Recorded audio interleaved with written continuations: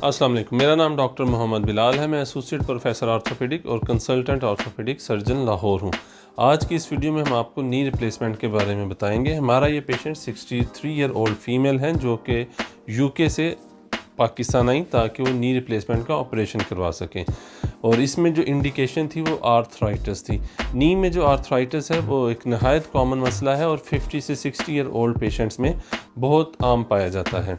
इसकी वजह से जो जोड़ के अंदर स्पेस है वो कम हो जाती है, सख्त हड्डी का घिस जाना और उसकी वजह से दर्द होना, सोजन होना और आपका चलना फिरना मुश्किल हो जाता है।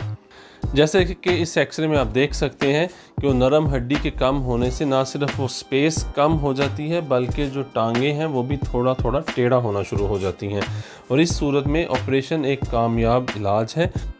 एडवांस नी आर्थराइटिस में कोई भी मेडिसिन या इंजेक्शन का असर टेम्परेरी होता है। जब ये फैसला हो जाता है कि अब हमने पेशेंट पे नी रिप्लेसमेंट परफॉर्म करना है तो मेरे पेशेंट्स के लिए ऑपरेशन की तैयारी ऑपरेशन से पहले ही शुरू हो जाती है। उसमें सबसे पहले आपको अपना वज़न कम करना चाहिए, शुगर और ब्लड प्रेशर का कंट्रोल होना चाहिए। आप फिजियोथेरेपी स्टार्ट करते हैं जिससे आपके पट्टे मजबूत होते हैं। जितने आपके मसल्स ऑपरेशन से पहले मजबूत होंगे उतनी ही आपकी रिकवरी जल्दी होगी। इसके अलावा हमारी बेहोशी की टीम आपको ऑपरेशन से कम 3-4 दिन पहले देखेंगे। उसमें सारे ब्लड टेस्ट करवाए जाएंगे और अगर कोई कमी पेशी है तो उसको करेक्ट किया जाएगा। जिस दिन आपका ऑपरेशन है उस दिन आप सुबह आके हॉस्पिटल में एडमिट होंगे। बेहोशी की टीम आपको एक दफ़ा दोबारा देखेगी, उसके बाद आपको ऑपरेशन थिएटर ले जाया जाएगा। ये ऑपरेशन थिएटर के अंदर का मंजर है। इस पेशेंट के दोनों नी रिप्लेस होने थे, इसलिए ये सारे सेट्स और शीट्स को खोला गया है। ये जॉनसन एंड जॉनसन के इम्प्लांट्स हैं। ऑपरेशन का टाइम तकरीबन एक साइड पे 1 से सवा घंटा लगता है और दोनों साइडों का बेहोशी का टाइम मिला के 4 घंटे में ऑपरेशन मुकम्मल हो जाता है। ऑपरेशन के बाद आपको ICU यानी कि इंतहाई निगहदाश्त में शिफ्ट किया जाएगा, जहाँ पे 24 घंटे रख के आपकी दर्द को कंट्रोल किया जाता है।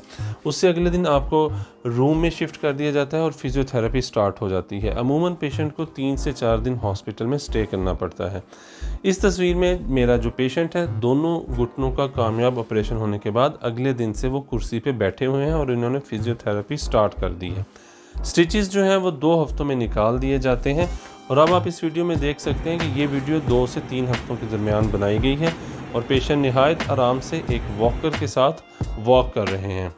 मेरे पेशेंट्स के लिए ये टारगेट होता है कि उन्होंने 6 से 8 हफ्ते के अंदर अंदर किसी भी फ्रेम या स्टिक को छोड़ देना है और अपनी नॉर्मल वॉक को स्टार्ट करना है। तो अगर ये पेशेंट 2 हफ्तों में इतनी अच्छी वॉक कर रहे हैं तो इंशाल्लाह 6 हफ्ते तक इनको किसी भी सहारे की ज़रूरत नहीं रहेगी।